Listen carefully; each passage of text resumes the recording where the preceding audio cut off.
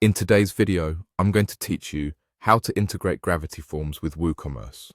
We'll use Zapier to connect the two, so when someone submits a form, it can automatically trigger an action in your store. This is perfect for creating orders, adding customers, or kicking off workflows without any manual work. Start by opening the Zapier website in your browser and signing in. From your dashboard, go to Zaps to begin a new automation. You'll see the editor with two parts, the trigger and the action. The trigger is what starts your workflow, and the action is what happens afterward. Click on the trigger section. In the app search, type Gravity Forms and select it.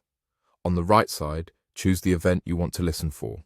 Most of the time, that's something like a new form submission. Pick the event that matches what you want to capture from your form. Zapier will then ask you to sign in to your Gravity Forms connection. Follow the on-screen prompts to connect your site securely. If you're asked for permissions, approve them so Zapier can read the form data it needs.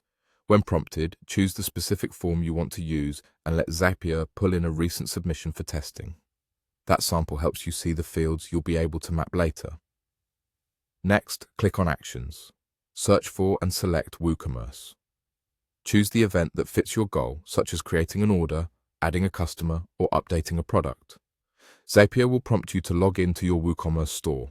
Follow the prompts on your screen to authorize access. Make sure you're connecting the correct store and that you have the right permissions to perform the action you chose.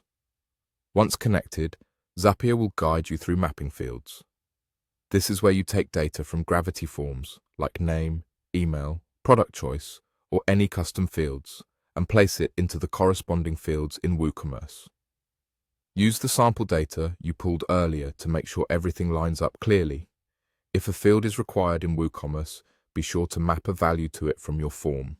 Finally, follow the prompts on your screen to complete the setup. Zapier will usually offer a test so you can confirm the data flows correctly. When everything looks good, you're done. That's it. Your Gravity Forms submission will now trigger the WooCommerce action automatically.